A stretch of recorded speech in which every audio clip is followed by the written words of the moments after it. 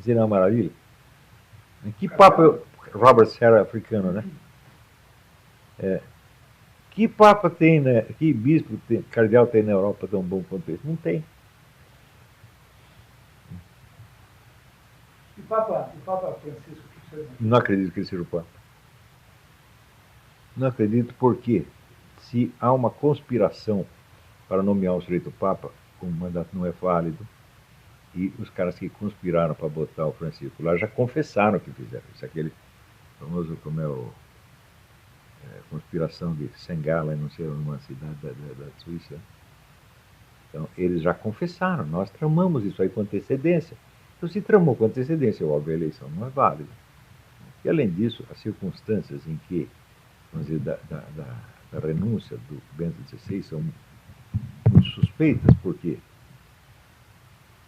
um dia o Bento XVI foi comunicado que o Swift Code da igreja, sabe o que é o Swift Code, né? Aquele código bancário internacional, ia ser suspenso. Significa o seguinte, a igreja não poderia fazer nenhuma operação bancária internacional, então todos os hospitais iam fechar, as universidades iam fechar, a igreja ia fechar. Daí o Bento XVI renunciou, no dia seguinte o Swift Code foi restaurado. Tá aí. E no dia que botam o homem lá, o tal do Bergoglio lá no papado, cai 2 raios no topo, né, da igreja lá do Vaticano. Porque você quer um sinal divino mais óbvio, e daí aparece esse homem fazendo o culto da Pachamama, da puta que eu pariu. Isso é uma palhaçada, esse homem é um palhaço, é um farsante. Ele nunca foi Papa, gente. Papa é o Bento XVI, ele está lá. Ele diz que ele está renunciando à função administrativa, mas não à função espiritual. Ele disse isso, meu Deus do céu. Então, espiritualmente, ele é o nosso Papa. Não tem 2 papas, tem um só. Aliás, na história, a igreja chegou a ter 2, 3 papas. Sim, já aconteceu outras vezes. Lá atrás. Mas sempre assim, um é fake, nós sabemos qual é o fake, pronto, acabou. Para mim, o Papa é o Bento XVI, e pronto, acabou. Eu não sou sedevacantista, por que sedevacantista? Está lá o Papa. Se ele conserva a função espiritual, ele conserva tudo, porque o lado administrativo, político, é só exterioridade. Ele deixou isso para o outro, para poder restaurar o tal do Swift Code, senão ia tudo para falência. Mas quem tem esse poder, no caso do Swift Code, quem tem esse poder, a comunidade financeira? Comunidade financeira internacional, claro. Ou seja, a gente quando fala nessas coisas tem um certo temor de ser debochado, né? Porque isso implica pensar em coisas conspiratórias pesadíssimas, né? Digamos assim, de ações em que a igreja seja de fato atacada. Escuta, quem não acredita que existem essas ações por trás da aparência, acredita só no que está publicado no Fantástico, na mídia. Então acredita a história da carochinha. Então, eu chamo isso da síndrome do piu-piu. Ah, o piu-piu, passarinho. Eu acho que eu vi um gatinho. Será que eu vi um gatinho? Fica naquela dúvida. Falo, claro que viu o gatinho já está comendo você, porra. Né? Então, veja, você tem essas reuniões do grupo Bilderberg todo ano. São as pessoas mais poderosas do mundo. A mídia inteira não dá uma linha. Como é possível isso? Eles se reúnem lá para quê? Para jogar ping-pong? Não é isso?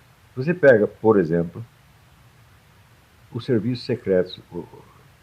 A história do século XX inteirinha é feita pelos serviços secretos. Se você pega a KGB, nunca houve uma organização maior do que a KGB no mundo, organização de qualquer tipo. E os caras querem entender a história sem levar em conta a atuação desse tipo de agentes. Falam, isso é loucura. Dizem, teoria de conspiração. Qual é a minha resposta? Isso vai tomar no cu. Você acha que é teoria de conspiração? Vai tomar no cu. Não quero saber a sua opinião.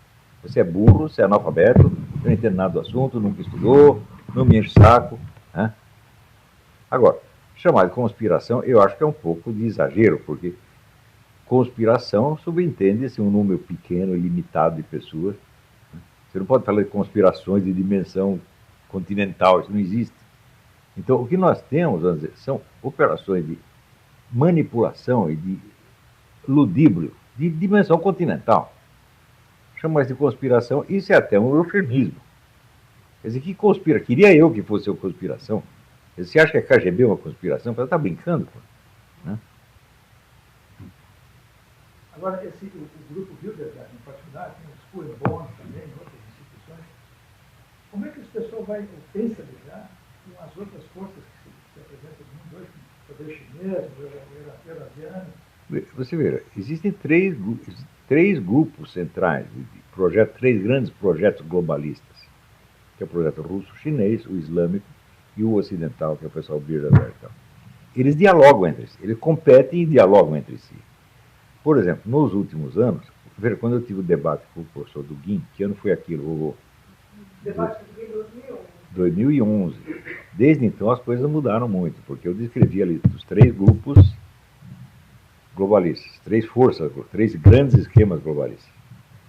Depois disso, a China adquiriu um poder extraordinário no esquema globalista ocidental. Eu tenho a impressão que ela está quase no comando desse processo. Então eu não posso falar que tem um esquema chinês, um outro ocidental. Não. O esquema chinês já está dominando o ocidental. Pô. O esquema russo-chinês está dominando. Então houve uma unificação. Então você tem o esquema russo-chinês e tem o islâmico do outro. O que vai dar nisso aí? O que eles vão fazer? O que vai acontecer? Vai dar uma guerra? Não sei. Mas os islâmicos estavam numa posição vantajosa, agora a China e a Rússia subiram. Com a ajuda dos Estados Unidos. Os americanos são muito burros, eu quero que mais ajude os inimigos deles. Né? Então, o crescimento do poderio chinês é um negócio avassalador. Isso vai muito além do que eu poderia enxergar em 2011. Então, hoje precisaria atualizar aquele debate. Né? A própria controvérsia que o Trump tem estabelecido com a China faz parte da detecção da capacidade. Exatamente, mas eu não sei o que vai dar isso aí. Quer dizer, ele está negociando com a China, ele está competindo com a China, ele quer ferrar com a China, ele quer ceder tudo para a China. Não sei, não dá para saber agora. Essas coisas a gente só fica sabendo décadas depois que elas aconteceram. Porque são operações feitas pelos grandes serviços secretos. Elas não estão contando para todo mundo. Depois que vem o resultado, você fica sabendo. Né? Mas demora tempo. Às vezes você só fica sabendo das coisas quando os personagens envolvidos contam isso em livros de memórias que eles escrevem aos 80 anos de idade. Tá, então precisa esperar um pouco. Tudo a gente precisa esperar para saber. Não adianta querer adivinhar antes. Né? Ainda que o senhor tenha um certo dom profético, porque você foi muito. Não é esse. Se você estudar a minha apostila que chama Problemas e Questões de Método nas Ciências Sociais, e estudar o curso de Filosofia Política que eu dei na Universidade do Paraná, Universidade Católica do Paraná, tudo isso é uma ciência política. Eu organizei uma nova ciência política, tá entendendo? Com métodos específicos. E tudo que eu estou dizendo é a aplicação desses métodos. Não é nada profético, não. É, assim, é observando o que eu chamo meios de ação. Né? Quer dizer, o sujeito só faz o que ele tem meios de fazer. Então você observa quais são os meios que estão em jogo e quem pode fazer o quê. O que o sujeito não tem meios de fazer, ele não vai fazer. Né? E quem tem, pode fazer, pode não fazer. Ele tem a opção de fazer ou não fazer. É uma regra simples, mas eu tenho seguido isso e isso tem funcionado. Dá uma lida nessa apostila, se você puder. Tem lá na minha parte, né? Tem o curso de Filosofia Política. Professor, finalizando a nossa entrevista, agradecendo mais uma vez a sua gentileza. Suas ordens. Nós, por sabermos aquilo de que Deus já fez, sabemos aquilo que Deus já fez na história da própria igreja, das intervenções, Fátima, um homem como o Padre Pio, né? Nós podemos ter algum pessimismo? Não, eu acho que o fim do mundo não é pessimista. Deus disse, eu farei novas todas as coisas. Vai destruir tudo e fazer um outro universo para nós, no qual viveremos pela eternidade. Isso é ruim? A passagem vai ser muito dolorosa, muito assustadora. Né? Mas o que vem depois é o que interessa. O que interessa é a vida eterna, meu Deus do céu. E não vai ser ruim, não. Eu tenho muita esperança, né, de encontrar nosso Senhor Jesus Cristo, né, e encontrar assim, os meus antepassados, né, os mortos queridos que já foram. Tudo isso vai acontecer. Né?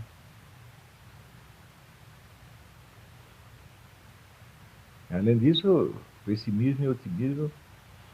Jorge Bernanos dizia que o otimista e o pessimista são apenas o gordo e o magro da filosofia.